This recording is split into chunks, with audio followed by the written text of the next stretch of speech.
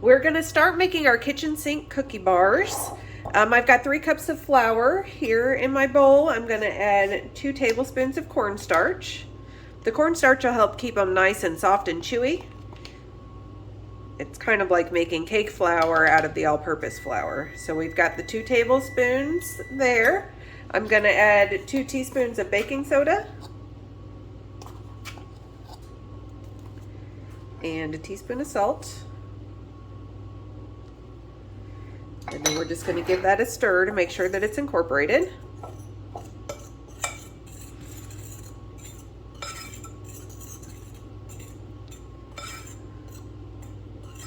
All right, easy peasy. There's our dry ingredients for the recipe. Now it's time to get our wet ingredients together. I've got a cup of butter and 1.5 cups of brown sugar in my mixer. I'm just going to get that nice and creamed together.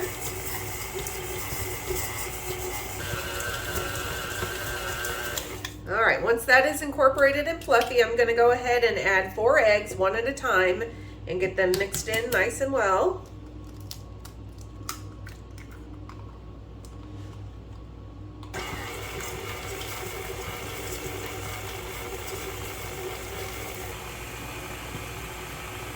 Now that the eggs are mixed in, I'm going to add a couple of teaspoons of vanilla.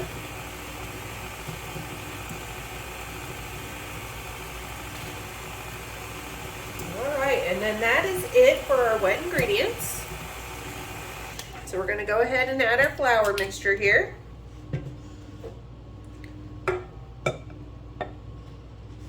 And get that mixed in.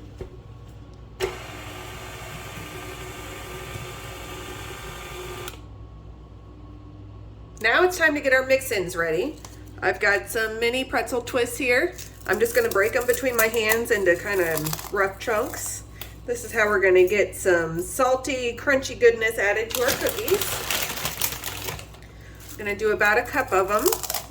We're going to save a few to put on top, but we're going to put most of them right inside the cookie batter. Okay, now we're going to put most of a bag of chocolate chips into our batter here. Again, we're going to save a few to put on top. And then we're going to put about 3/4 of a cup of caramel bits in there. If you can't find caramel bits, you can do get some caramels and unwrap them, and then just kind of cut them into pieces.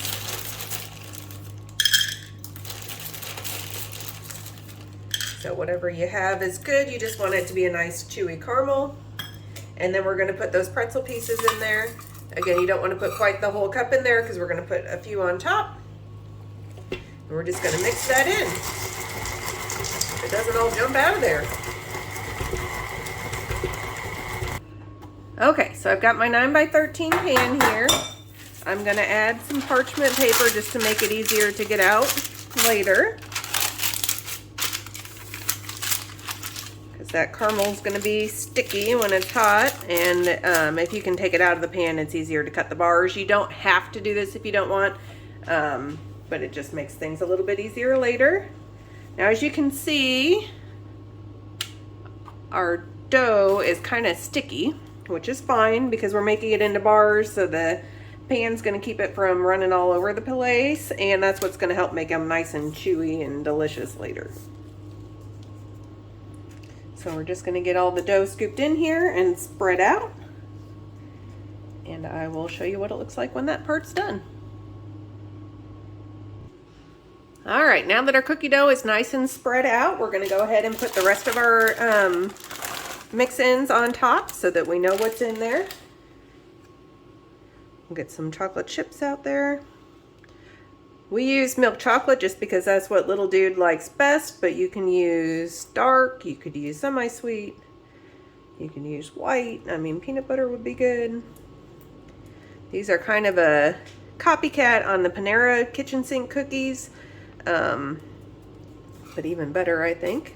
And then we'll put a few pretzels in there. I kind of like doing a few whole ones just for the visual effect, and then we'll put some pieces out there too so that we have a little bit kind of everywhere. And again, these add a nice saltiness to it and some crunch. And that's how we get the name. It's got everything but the kitchen sink in them. I was tempted to put some potato chips in there, but I didn't have an open bag and it seemed kind of silly to get some when we've got the pretzels, so that's what we're doing. All right. There we go. Now it's ready to go in the oven. I've got the oven preheated at 350 degrees. They'll go in there for about 35 to 40 minutes, and then we'll let them cool completely before we try to take them out of the pan and cut them. So I will show you what they look like when they're done. Here we go. Kitchen sink cookie bars out of the oven. They've been cooling for a good solid hour, so they might be still a little bit warm in the center, but they're mostly cooled. We'll just go ahead and pop them out of the pan here. They feel like they're going to be nice and soft and chewy and delicious. All right, can you see how thick those are? You could probably do it in a bigger pan, like a 10 by 15 or something. It would just be a little bit harder to get the dough spread out all the way. I like using this pizza cutter for bars. It just makes it easy to get nice, clean, straight lines. So we'll just give these a cut. We'll cut it this way.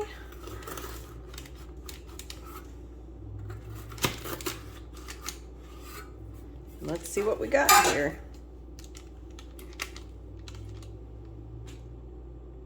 Look at that. Loaded with goodies, really thick, nice and soft with a crispy outside, just the way you'd want your cookies. I think these qualify as a must make, guys. I hope you enjoyed the video. There's a link to a printable recipe card below, so it'll take you to my site where you can print the card.